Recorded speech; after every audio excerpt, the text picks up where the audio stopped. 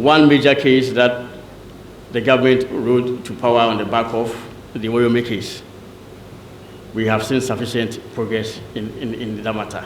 Over the weekend, I was listening to News Father as usual, and I heard some comments by some panelists that nothing has been done at all in that matter. Later on, I think it was corrected.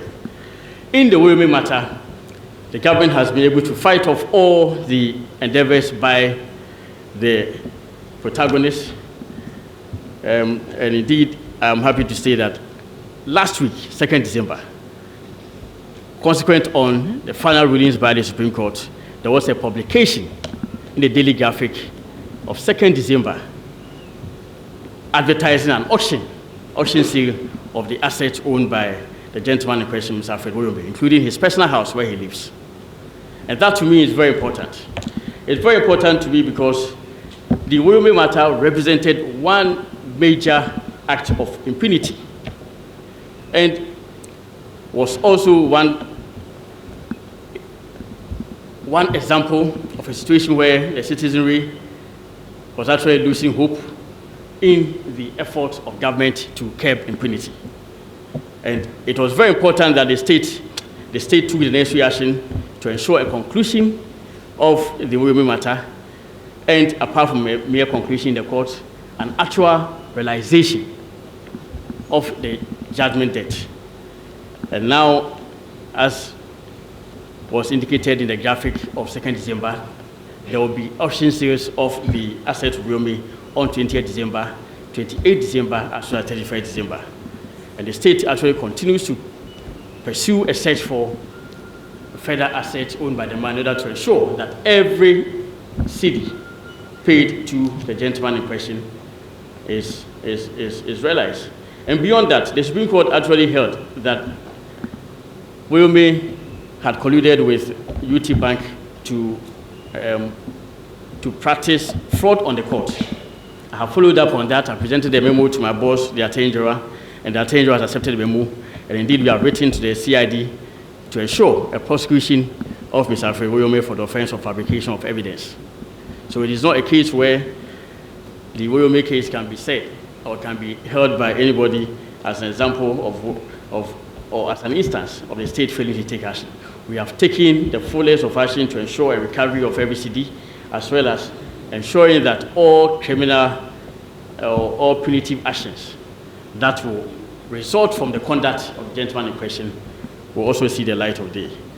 So the CID, the Director General of CID, I'm aware, has actually received the letter from the Attorney General last week recommending a prosecution, an investigation of the man consequent on the judgment of the Supreme Court for the offense of fabrication of evidence. Again, we were in this country when about 79% of the nation's bauxite resources were allocated to a company that was really affiliated to the president of the country. That to me considered one major act or example of impunity, especially in circumstances in which it was done, whereby there was gross disregard for the processes or the rules and regulations regarding the allocation of nations' mineral resources.